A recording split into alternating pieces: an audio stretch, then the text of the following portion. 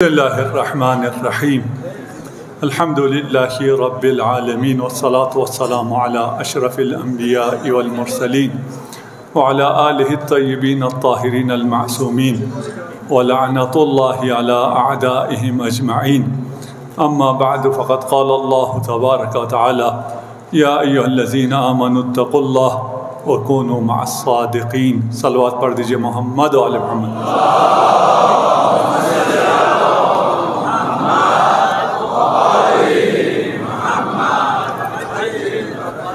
سب سے پہلے میں مومنین پارچنار کی خدمت میں ان مبارک ایام کی مبارکبادی پیش کرتا ہوں۔ یہ ایام میلاد نبی الرحمہ کے ایام ہیں، میلاد الصادقین کے ایام ہیں۔ خدا آپ سب کو یہ ایام مبارک فرمائے۔ میں آپ کا شکر گزار ہوں جس محبت کا آپ نے اظہار کیا ہے، اور یہ محبت در حقیقت آپ کی اہل بیت سے محبت کی عکاسی کرتی ہے، اور وہ محبت جو مرحوم و مغفور والد معظم اللہ آپ سے کرتے تھے، اس محبت کا جواب ہے، وَإِلَّا میں اتنی محبت کا لائق نہیں ہوں۔ رحمت للعالمین کے میلاد کے ایام ہیں۔ رسول خدا رحمت ہیں، رحمت اسماء الہی میں سے ہے، یعنی رسول خدا خدا کی رحمت ہے جو اس امت پر، اور ہم ان خوش نصیب لوگوں میں سے ہیں جو اس رحمت کے مشمول ہوئے ہیں اور امت مرحومہ قرار پائے ہیں۔ رسول کی اس امت میں افتراق ڈالنے والا رسول کا نہیں ہے،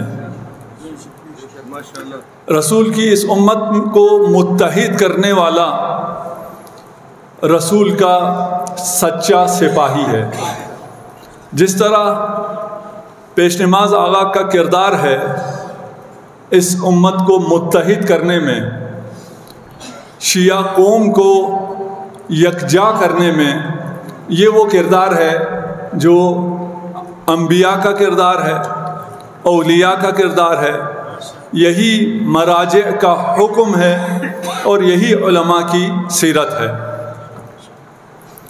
آپ لوگوں کا شکریہ کہ آپ پیش نماز آقا کی قیادت میں سب ایک ہو گئے ہیں، اور جو بھی مسلمان ہے وہ اس چھت تلے، یعنی امت کے چھت تلے ایک ہیں۔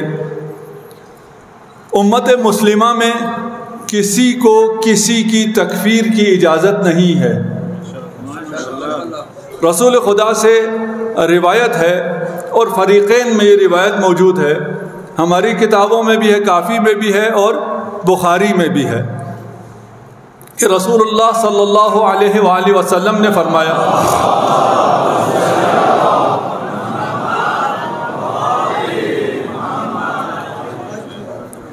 اچھا روایت یہ ہے کہ اگر کوئی شخص کسی شخص کو کافر کہے، من کفر مسلمن، اگر کسی نے کسی کو کہہ دیا یا ایھا الکافر، ایک شخص اگر دوسرے شخص کو کافر کہے تو ان دونوں میں سے ایک یقینی کافر ہو جاتا ہے۔ جس کو کسی نے کافر کہا ہے، اگر وہ کلمہ گو ہے تو کافر کہنے والا کافر ہو جاتا ہے۔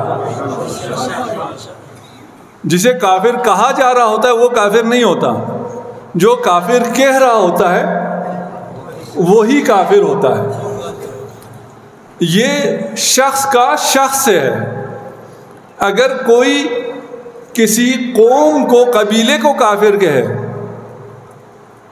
تو پھر اس کی سزا بڑھ کر ہے، اور کوئی کسی مکتب کو، فرقے کو کافر کہے تو اس کی سزا اس سے بھی بڑھ کر ہے۔ ہمیں یہ اجازت نہیں ہے، ہم سے مراد مسلمانوں کو یہ اجازت نہیں ہے نہ سنی روایات میں یہ اجازت ہے، نہ شیعہ احادیث میں یہ اجازت ہے۔ بس جو تکفیر کرتا ہے، تکفیری ہمارے کہنے کی وجہ سے نہیں، خود اپنے تکفیر کرنے کی وجہ سے کافر ہو جاتا ہے، اس کا مسلمانوں سے کوئی تعلق نہیں ہے۔ ہم اس کے ماننے والے ہیں جس پر 70 سال سب و شتم ہوتا رہا، سندھ سے اسپین تک 70,000 ممبروں سے جس پہ سب و شتم ہوتا رہا، اس نے جواب میں کبھی بھی سب و شتم نہیں کیا۔ یہ ہمارا شیوا نہیں ہے، ہم نے اپنے ائمہ سے گالم گلوچ نہیں سیکھی ہے۔ ہمارے پاس علم ہے، منطق ہے، نور ہے۔ جن کے پاس علم، منطق، نور ہو، استدلال ہو، وہ گالم گلوچ پر نہیں آتے۔ ہمیں کیا ضرورت ہے؟ ابواب علم سوار لسما سمینو باندے بلان صلوات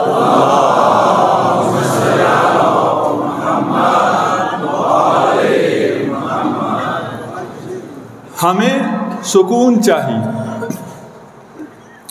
آپ نے، مجھے نہیں پتا، مجھے یہاں جھیل پہ لے کے نہیں گئے، آپ کے یہاں پتہ نہیں کوئی جھیل ہے یا نہیں ہے، مولانا نے چھپا کے رکھا ہوا ہے، نہیں تو آپ آ جائیں ہمارے علاقے میں، تو ہمارے یہاں بہت جھیلیں ہیں بلتستان میں، آپ سب کو دعوت ہے، اور جو بھی وہاں آ جائے مجھے فون کر لے، وہ میرا مہمان ہے، سب سارے ایک ساتھ آ جائیں، سب ایک ساتھ میرے مہمان ہیں۔ گوگل کر لیں جو اس کردو میں بلتستان میں جھیلیں ہیں، اگر وہ اس جھیل میں امن ہو، وہ اس جھیل میں سکون ہو، اس جھیل میں ٹھہراؤ ہو، تو وہ بڑے سے بڑے پہاڑ کا عکس دکھا دیتا ہے، اور اگر اس جھیل میں تلاطم ہو تو کوئی عکس نظر نہیں آتا ہے۔ ہم وہ جھیل ہیں جنہوں نے عظمت اہل بیت کو دنیا کو دکھانا ہے، یہ شرف ہمیں حاصل ہے۔ ہم اگر امن سے، سکون سے، اطمینان سے ہوں گے تو اہل بیت کی عظمت دنیا کو دکھا سکیں گے۔ ہمیں امن چاہیے، نہ اس لیے کہ ہمیں اپنی جان قیمتی ہے، نہیں، ہماری جان حاضر ہے۔ اگر ہم پہ حملہ ہو تو ہم بہادری اور شجاعت کی مثالیں قائم کر دیتے ہیں، جیسے آپ لوگوں نے کی ہیں۔ یہ آپ کے بہاف پہ میں ہم کہہ رہا ہوں، آپ لوگوں نے شجاعت، بہادری کی مثالیں قائم کر دی ہیں۔ دنیا میں ایسی مثال نہیں ہے جو آپ نے شجاعت کی مثالیں قائم کی ہیں۔ جب حملہ ہوگا تو دفاع کریں گے، اور دشمن کو بھی پتہ ہونا چاہیے، جو بھی اسلام کا، تشیع کا دشمن ہے، اسے معلوم ہونا چاہیے کہ یہ ایسے لوگ نہیں ہیں جو آپ کے تجاوز کو برداشت کر لیں، انہیں اپنا دفاع کرنا آتا ہے۔ یہ چاروں طرف سے دشمنوں میں گر کیوں نہ جائیں، یہ اپنا دفاع کر سکتے ہیں۔ انہیں امن چاہیے اپنی جان کے لیے نہیں، انہیں امن چاہیے پاکستان کے لیے۔ یہ امن کے داعی ہیں تاکہ اسلام کی حقیقت کو دنیا تک پہنچا سکیں، تاکہ خدا کا تعارف اور خدا کی توحید دنیا تک پہنچا سکیں۔ میرے ساتھ ہیں آپ لوگ؟ خدا کی توحید، خدا کا تعارف کوئی انسان نہیں کرا سکتا ہے۔ اگر کوئی انسان خدا کا تعارف کرانے جائے اور خدا کے بارے میں کچھ کہنے جائے تو امام جعفر صادق علیہ السلام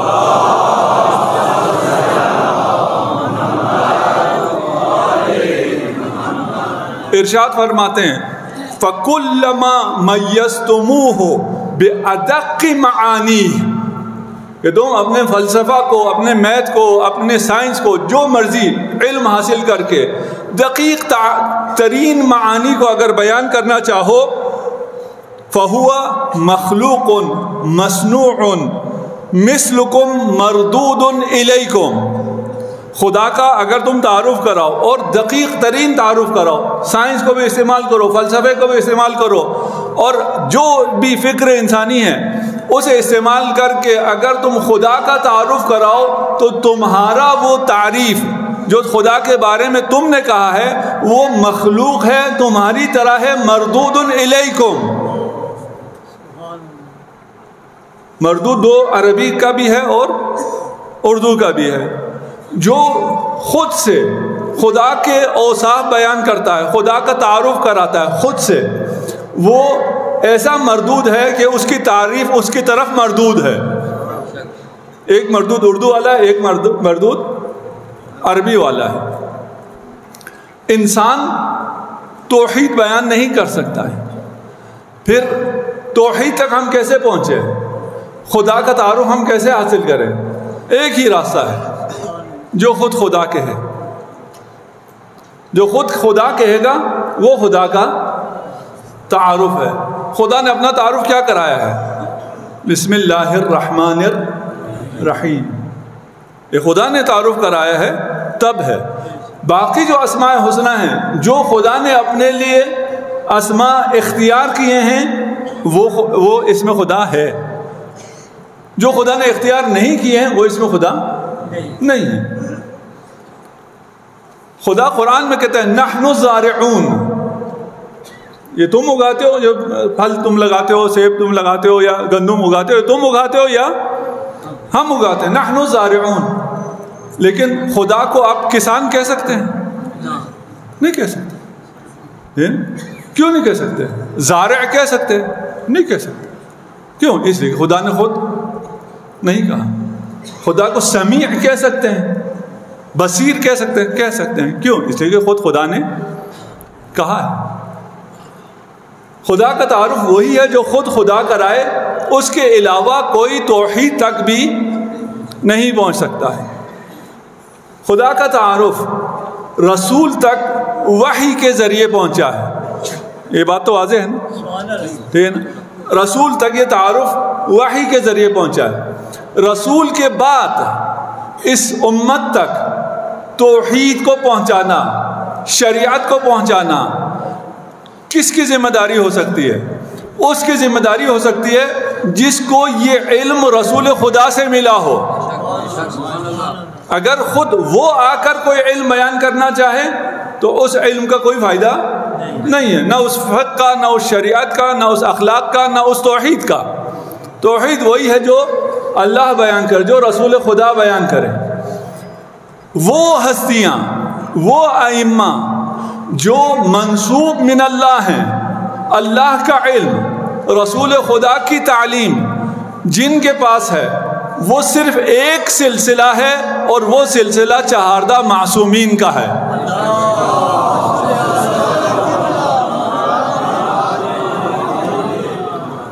ایسی پھیکی صلوات پہ تو میں تقریر یہیں ختم کر رہا ہوں۔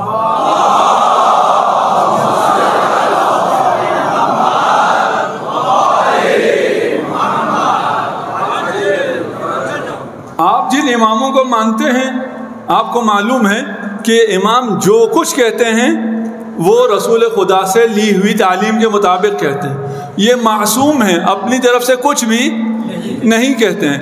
آپ کے علاوہ کسی اور کا یہ دعویٰ ہی نہیں ہے۔ دلیل تو دور کی بات، کسی کا یہ دعویٰ ہی نہیں ہے کہ ان کے امام معصوم ہیں۔ یہ شرف صرف آپ کو حاصل ہے، اور دین صرف معصوم سے لیا جا سکتا ہے۔ اگر غیر معصوم سے لیں گے تو وہ مردود الیکم، مخلوق مصنوع مثلکم مردود الیکم۔ اس علم کا جو کسی بشر کا بنایا ہوا ہو وہ مردود ہے، وہ مصنوع ہے، وہ مخلوق ہے۔ علم صرف اور صرف خدا کی طرف سے آئے گا، اور جس سلسلے سے آپ تک علم پہنچتا ہے وہ سلسلہ اہل بیت سے چلتا ہے، پھر اہل بیت کے نائب فقہا مراجع جو ہر دور میں رہتے ہیں، اور پھر ان کے نمائندگان جو ہر علاقے میں رہتے ہیں۔ یہ آپ کے پاس جو نعمت ہے، یہ نہیں ہے کہ ایک شخص ہے، یہ پورا ایک سسٹم ہے، یہ ایک تسلسل ہے۔ یہ ہدایت جہاں سے لیتے ہیں اس ہدایت کا سلسلہ آخری فرد تک پہنچاتے ہیں۔ اور آج کی اس امت کو اور پاکستان کے شہریوں کو، پاکستانیوں کو امن کی سب سے زیادہ ضرورت ہے۔ اگر پاکستان میں امن نہیں رہے گا تو پاکستان باقی نہیں رہے گا۔ پاکستان کی حفاظت کرنے والوں کو عوام کی حمایت کی سب سے زیادہ ضرورت ہے۔ ایک طرف تو کہتے ہیں نا کہ پاکستانی لوگوں کو اداروں کی ریاست کی ضرورت ہے، میں کہتا ہوں ریاست کو بھی لوگوں کی ضرورت ہے۔ اگر یہ لوگ نہ ہوں تو دفاع ممکن نہیں ہے، یہ تو آپ یہاں ثابت کر چکے ہیں۔ اب حساس علاقے میں ہیں اور آپ نے جب بھی موقع آیا ہے شانہ بے شانہ بلکہ افواج سے آگے بڑھ کر پاکستان کی حفاظت کی ہے۔ اسی طرح نا، مجھے غلط تو نہیں بتایا، ٹھیک ہے نا؟ آپ نے آگے بڑھ کر پاکستان کا دفاع کیا ہے۔ آپ نے اپنے جان پر گولی لی ہے، کسی دوسرے کی جان پہ گولی نہیں آنے دی ہے، اور آپ نے یہ نہیں پوچھا کہ یہ کس فرقے کا ہے، آپ نے کبھی یہ سوال نہیں کیا۔ آپ کو یہ پتا ہے یہ پاکستان کا فوجی ہے، پاکستان کا فوجی ہماری عزت ہے، یہ نہیں پوچھا یہ کس فرقے کا ہے، اگر اس فرقے کا ہے تو میں بچاؤں، اس فرقے کا ہے تو میں نہ بچاؤں۔ اس دور میں اتحاد کے لیے ہمیں ایک پرچم کے تلے آنا ہوگا۔ امت اسلامیہ کی بات کر رہا ہوں، امت اسلامیہ کو ایک پرچم تلے آنا ہوگا۔ اگر اس پرچم تلے آئے تو اتحاد ہوگا، اگر وہ پرچم ہی متفقن علیہ نہ ہو۔ ابھی آپ لوگ سب اس مرکز کے پرچم کے تلے جمع ہیں، اس لیے آپ باقی ہیں۔ اگر مرکز کے پرچم تلے آپ نہ ہوتے تو ہر قبیلے کو وہ بڑے آسانی سے بون دیتے، دشمن ایک ایک کر کے ہر قبیلے کو ختم کر چکے ہوتے۔ آج آپ باقی ہیں کیونکہ آپ اس مرکز کے پرچم تلے ہیں، اور یہ مرکز کا پرچم کون سا پرچم ہے؟ یہ وہ پرچم ہے جس پہ سارا عالم اسلام جمع ہو سکتا ہے، وہ واحد پرچم جس پہ سارا عالم اسلام جمع ہو سکتا ہے، وہ حسین ابن علی کا علم ہے۔ اس لیے کہ آج آپ کسی سے ہی پوچھیں، وہ کہتے ہیں جی مسلمان فرقوں میں تقسیم نہیں ہے، صرف دو قسم کے مسلمان ہیں، ایک یزیدی ہے اور دوسرے حسینی ہیں۔ آپ کو شاید یزید کا بیٹا بھی نہ ملے جو اپنے آپ کو یزیدی کہلانا چاہے۔ یزید کے جو ابھی بہت بڑے وکیل مدافع ہیں وہ بھی اپنے آپ کو یزیدی نہیں کہلانا چاہتے، وہ بھی اپنے آپ کو حسینی کہلانا چاہتے ہیں۔ تو یہ وہ پرچم، وہ علم جس پر اتحاد ممکن ہے، وہ حسین ابن علی کا علم ہے۔ صلوات پڑھ دیجئے محمد و آل محمد۔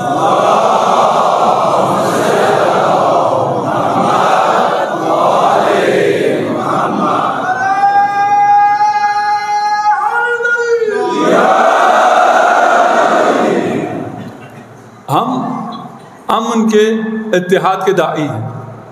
یہ صرف یہ نہیں ہے کہ میں آج یہاں آ کے کہہ رہا ہوں، حجت الاسلام آیت اللہ مظاہری یہاں ہر جمعے میں جب بھی جمعے میں خطاب کرتے ہیں، یا ان کا سارا عمل یہ ہے، ہمیشہ یہ اتحاد کی باتیں کرتے ہیں، اتحاد بین المؤمنین بھی اور اتحاد بین المسلمین بھی۔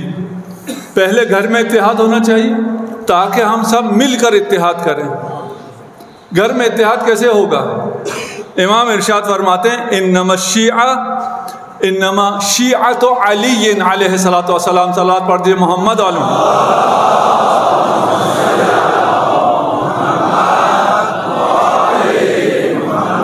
المتبازلون فی ولایتنا،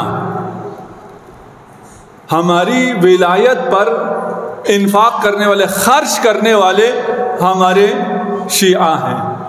اس میں تو آپ نمبر لے گئے، خرچ کرنے میں تو بارشناریوں سے کوئی آگے نہیں ہے، اور وہ بھی ولایت امیر المؤمنین پہ خرچ کرنے۔ یہ مسجد، یہ امام بارگاہ، یہ مرکز اور یہ سارے کام اس بات پر دلیل ہیں کہ پارچنار کی غیور عوام ولایت امیر المؤمنین میں خرچ کرنے میں سب سے آگے ہیں۔ اس طرح نہیں ہے، ٹھیک؟ ولایت میں جو شیعہ علی ہے وہ سب سے آگے بڑھ کر خرچ کرتا ہے۔ جو قوم کے تشیع کے مکتب کے حق میں ہوگا اس میں آپ کو آگے بڑھ کر خرچ کرنا ہوگا۔ خرچ کرنا صرف کھانا کھلانا نہیں ہے، صرف سبیلے لگانا نہیں ہے، صرف مساجد اور امام بارگاہ بنانا نہیں ہے۔ ابھی ہماری قوم کی، پاکستان کی، تشیع کی سب سے بڑی ضرورت ہے، اس علاقے کی، پارچینار کی سب سے بڑی ضرورت یہ ہے کہ آپ تعلیم کے میدان میں سب سے آگے ہوں۔ شیعتنا ہم الاعلون، اگر شیعہ ہو تو ہمارے شیعہ کون ہیں؟ ہمارے شیعہ ٹاپرز ہیں۔ آپ کے سکول کالجز ایسے ہونے چاہیے جہاں سے ٹاپرز بنتے ہوں۔ آپ جب حملہ ہوتا ہے تو جہاد کرتے ہیں اور جہاد کی راہ میں سب کچھ خرچ کرتے ہیں، لیکن وہ جہاد اصغر ہے، ایک جہاد اکبر بھی ہے۔ وہ جہاد اکبر کیا ہے؟ وہ جہاد نفس والا اور ہے، وہ کیا تھا؟ فردی جہاد اکبر تھا۔ آج آپ کا بچہ اغیار کے حملے کی زد میں ہے۔ یہ جو موبائل ہاتھ میں ہے، یہ جو انٹرنیٹ ہے، یہ آپ کا بچہ اغیار کے حملے کی زد میں ہے۔ اس کو اغیار کے حملوں سے بچانا جہاد اکبر ہے۔ اس کے لیے خرچ کرنا پڑے گا، اس کے لیے اہتمام کرنا پڑے گا۔ ہم آپ سے وعدہ کرتے ہیں کہ تعلیم کے لیے جو کچھ ہم سے ہو سکا اس علاقے میں کریں گے، لیکن ہمیں آپ کا تعاون چاہیے۔ تعاون کریں گے؟ صرف آگے والے تعاون کریں گے، پیچھے والے بھی تعاون کریں گے؟ سلامت رہیں، صلوات پڑھ دیجیے محمد و آل محمد۔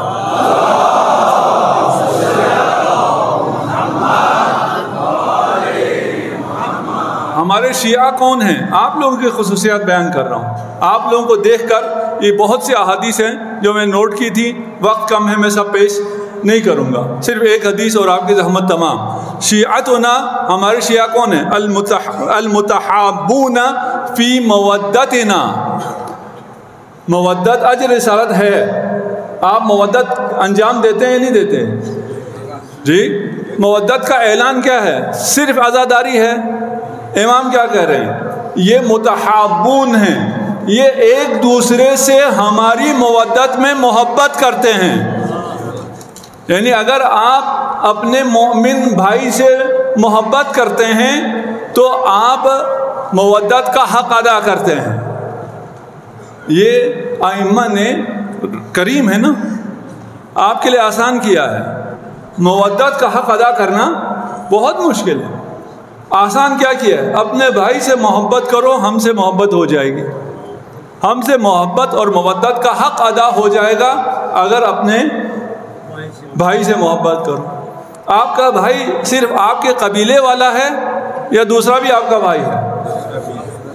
جو شیعہ ہے وہ میرا بھائی ہے، جو علی ولی اللہ کہنے والا ہے وہ میرا بھائی ہے، جو محمد رسول اللہ کہنے والا ہے وہ میرا بھائی ہے۔ الحمدللہ آقا پیش امام نے ساری جو قدورتیں ہیں وہ ختم کر دی ہیں۔ اب بھی اگر کسی قوم میں، کسی فرد میں کوئی قدورت رہ گئی ہے تو وہ امام کی اس قول کی وجہ سے اور مودت کا حق ادا کرنے کے لیے اپنی قدورت کو دل سے نکال دے۔ صلوات پڑھ دیجیے محمد و آل محمد پر۔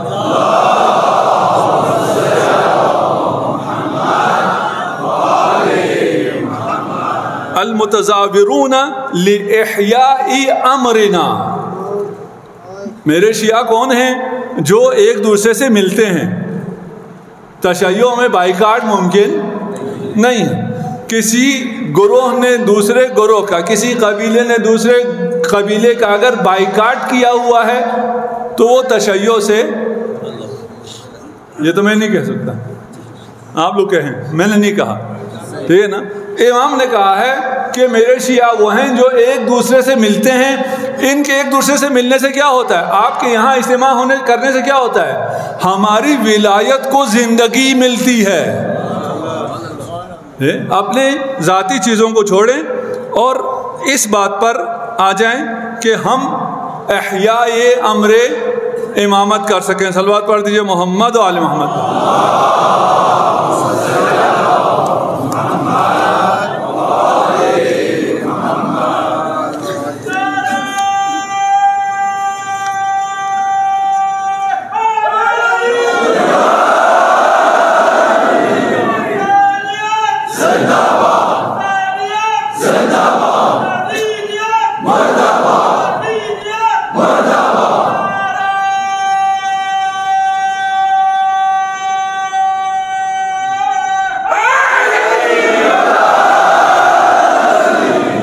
ماشاء اللہ. یہ جو محبت ہے آپ کو، یہ جو مودت ہے، یہ جو یا علی آپ کے دل سے نکلتا ہے،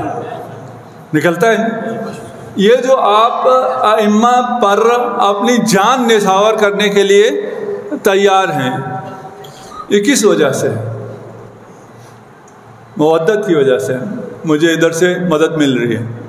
ٹھیک، مودت کا کیا مطلب ہے؟ ولایت کا کیا مطلب ہے؟ آپ اس علاقے میں پیدا ہوئے، اس علاقے میں اس زمانے میں پیدا ہوئے. یہ علاقہ اسلام سے پہلے یہاں پتہ نہیں کون سا مذہب تھا، ہندو تھے، بدھ مت تھے. ٹھیک، آپ اس زمانے میں پیدا نہیں ہوئے، آپ اس زمانے میں پیدا ہوئے. آپ تھوڑا سا ادھر پیدا نہیں ہوئے، ادھر پیدا ہوئے. ٹھیک، یہ جو اس زمانے میں پیدا ہوئے ہیں، اب ادھر گاؤں کا میں نام نہیں لے رہا، آپ لوگوں کو پتہ ہے، ادھر پیدا ہوتے تو کیا ہوتا، ادھر پیدا ہوئے تو کیا ہوا ہے. صرف اس لیے کہ اس زمانے میں آپ ادھر پیدا ہوئے ہیں، اس کا نتیجہ یہ ہے کہ آپ یہاں بیٹھے ہوئے ہیں. یہاں بیٹھنے کا مطلب کیا ہے؟ یعنی آپ کے پاس ایسی دولت ہے جو اس دنیا میں کسی کے پاس بھی نہیں ہے. کیا ہے وہ دولت؟ ولایت امیر المؤمنین علی ابن ابی طالب کی دولت.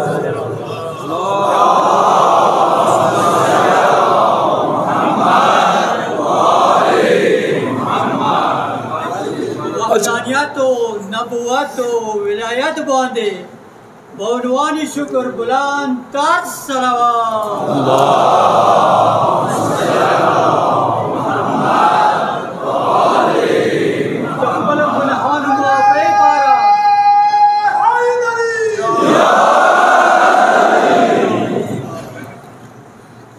اتنی بڑی دولت آپ کو کیوں مل گئی؟ آپ نے ایسا کیا کیا تھا کہ آپ اس زمانے میں اس علاقے میں پیدا ہوئے؟ کچھ تو کیا ہوگا. پیدا ہونے سے پہلے آپ نے کچھ کیا تھا؟ جی، کچھ لوگوں نے تو پیدا ہونے کے بعد بھی کچھ نہیں کیا. پیدا ہونے کے پہلے کیا کریں گے؟ اگر آپ نے پیدا ہونے سے پہلے کچھ نہیں کیا تھا اور اتنی بڑی دولت آپ کو ایسے ہی مل گئی ہے، اس کا مطلب ہے یہ اندھی بانٹ ہے. خدا نے بغیر کسی وجہ کے آپ کو یہ نعمت دی ہے اور ان بیچاروں کو یہ نعمت نہیں دی ہے. یہ ممکن ہے؟ یہ ممکن نہیں ہے. ٹھیک ہے، آپ کو ملی ہے الحمدللہ، لیکن یہ ممکن نہیں ہے کہ ایسے ہی ہو، آپ نے کچھ نہ کیا ہو اور آپ کو اتنی بڑی نعمت مل جائے. آپ نے کچھ کیا ہے، وہ بھی کب؟ پیدا ہونے سے پہلے. اور وہ بھی کیا کیا ہے؟ اتنا بڑا کام کیا ہے کہ اس کی وجہ سے اتنا بڑا انعام ملا ہے جس سے بڑا انعام اس کائنات میں نہیں ہے.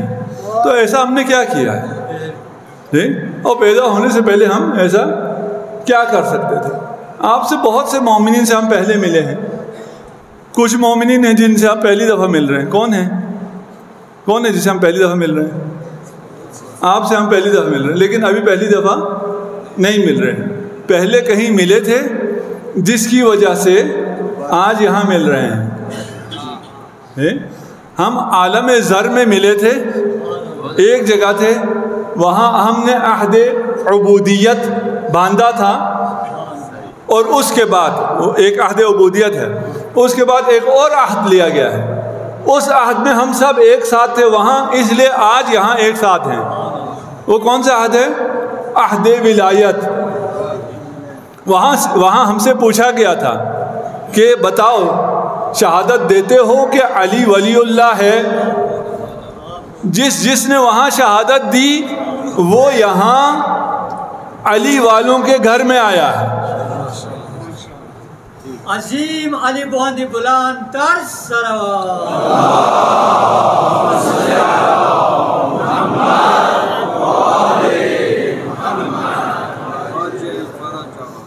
یہ روایات میں بہت ہے، اب میں روایت میں پیش نہیں کر سکتا اس لیے کہ وقت کم ہے. ایک روایت پیش کر دیتا ہوں. خلقتم من فاضل تینتنا، یہ آپ لوگوں نے سن رکھا ہوگا، ٹھیک، کہ ہم فاضل تینت ائمہ سے خلق ہوئے ہیں۔ جب ہم خلق ہو رہے تھے، تین مٹی کو کہتے ہیں نا، ٹھیک، جب ہم خلق ہو رہے تھے اور باقی لوگ بھی خلق ہو رہے تھے تو ہمیں الگ سے کیوں بنایا گیا؟ ہمیں الگ سے اس لیے بنایا گیا کہ اس سے پہلے ہم نے اقرار کیا ہوا ہے، ہم نے کلمہ پڑھا ہوا ہے، ہم نے علی ولی اللہ کا اقرار کیا ہوا ہے۔ اس کو اگر میں تھوڑا سا مختصر سمجھا سکوں، ائمہ خلق ہوئے ہیں، ارواح ائمہ خلق ہوئے ہیں نور عظمت اللہ سے، ارواح ائمہ اللہ کی عظمت کے نور سے خلق ہوئے ہیں، اور ابدان ائمہ تین علیین سے خلق ہوئے ہیں۔ ارواح ابدان سمجھتے ہیں انشاءاللہ، ٹھیک ہے؟ ارواح شیعہ تین علیین سے خلق ہوا ہے، جس سے ابدان ائمہ خلق ہو رہا ہے، اس تین علیین سے ابدان شیعہ خلق ہوئے ہیں۔ روایت میں ہے کہ یہ تین علیین کیا ہے؟ یہ خاک کے شفا ہے، کربلا کی مٹی ہے، یعنی شیعہ کربلا کی مٹی سے خلق ہوئے ہیں۔ آپ فرع ہیں، کربلا اصل ہے۔ جس طرح بچے کو اپنے ماں سے محبت ہوتی ہے، کیوں؟ اس لیے کہ وہ اصل ہے، بچہ فرع ہے، وہ سبب ہے، بچہ مسبب ہے، وہ ہے اس کی وجہ سے یہ بچہ ہے، اس لیے ہر بچے کو اپنی ماں سے پیار ہوتا ہے۔ ہر شیعہ کو کربلا سے اس لیے پیار ہے کہ وہ کربلا کی مٹی سے خلق ہوا ہے۔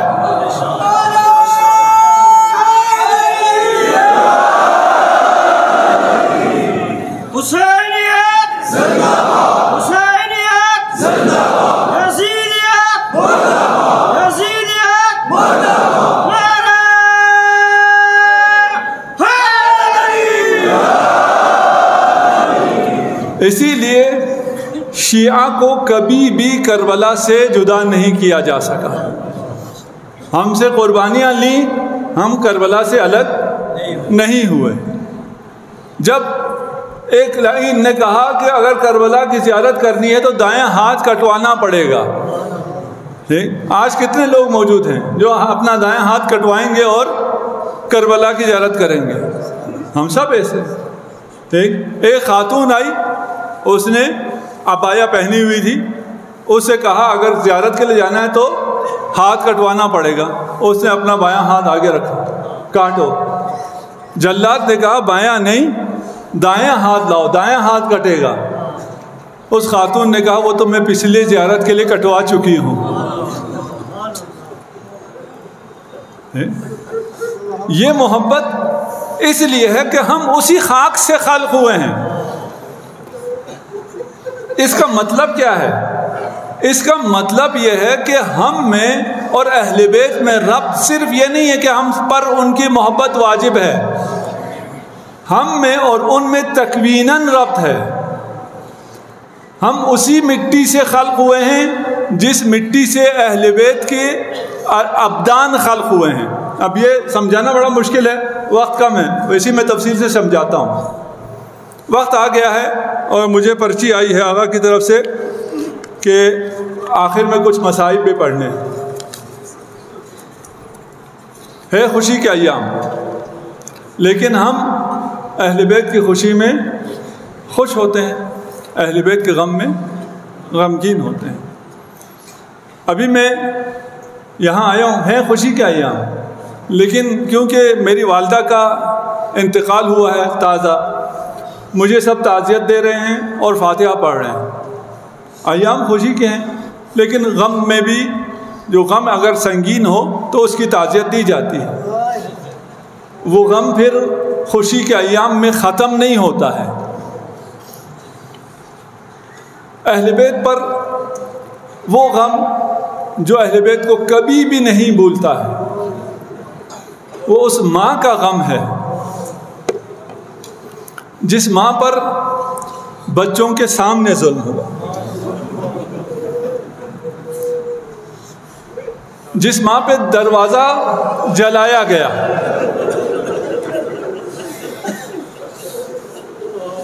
سلیم کہتا ہے کہ مجھے یقین نہیں آتا، ہمیں بھی یقین نہیں آتا، نبی الرحمہ کی بیٹی ہو، اس پہ دروازہ جلایا جائے. قال سلیم قلت یا سلمان هل دخلوا ولم يكن استئذان. کہا میں سلمان سے جا کے پوچھتا ہوں، سلمان منا اہل بیت ہیں، سلمان بتاؤ کیا ایسا واقعہ ہوا ہے کہ وہ اجازت کے بغیر گھر میں داخل ہوئے ہوں؟ سلمان نے کہا ای وعزت الجباری ولم يكن على الزہراء من خماری. پوچھا یہ کہ بغیر اجازت کے آئے یا نہیں آئے؟ سلمان نے کہا بغیر اجازت کے جب یہ ملعون آ رہے تھے تو زہرا کے سر پر چادر نہیں تھی، لکنہا لازت وراء الباب رعایتا لحفظ الحجاب. اگر کوئی پردہ دار بیوی دروازے پر آئی ہو، دروازے پہ کیوں آئی تھی؟ دروازے پہ یہ بتانے آئی تھی کہ اس دروازے کے پیچھے فاطمہ ہے. شاید یہ لعین واپس چلے جائیں. جب زہرا نے آ کر کہا کہ اس دروازے کے پیچھے میں ہوں، فاطمہ ہے، بنت رسول خدا ہے، ان لعینوں نے دروازے کو آگ لگا دی. جب دروازہ آگ میں جلنے لگا اور دروازے کی میخیں برہنہ ہو گئی، دروازے کو انہوں نے دھکا دینا شروع کیا. جناب زہرا کے سر پر چادر نہیں تھی. اپنے آپ کو نامحرموں کی نگاہ سے چھپانے کے لیے دیوار کے پیچھے چلی گئی، لیکن دیوار پہلو زہرا پر گرا. اجرکم علی اللہ. آپ غیرت مند قوم ہیں، مجھے نہیں پتا یہ مصائب آپ برداشت کر سکیں گے یا نہیں. دروازہ گرایا گیا، دروازہ زمین پر نہیں گرا، دروازے کے گرنے سے پہلے زہرا گری. زہرا پر دروازہ گرا.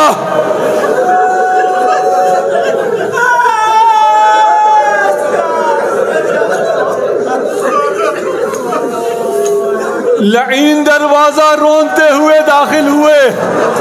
وہ صرف دروازہ نہیں روند رہے تھے، وہ فاطمہ کو روندتے ہوئے داخل.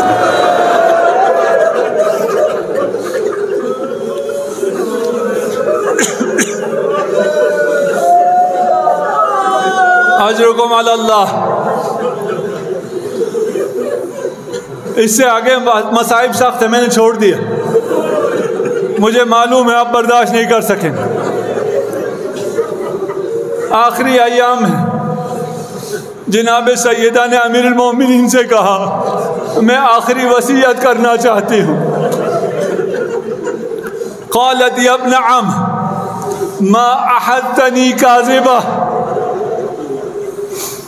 کیسے ترجمہ کروں، کیسے میں زہرا کا درد بیان کروں.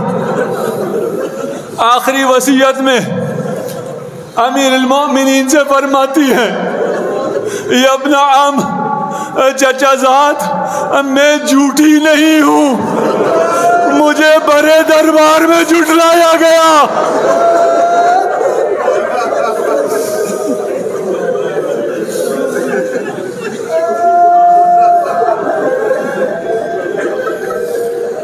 لا خالفتک منذ عاشرتنی.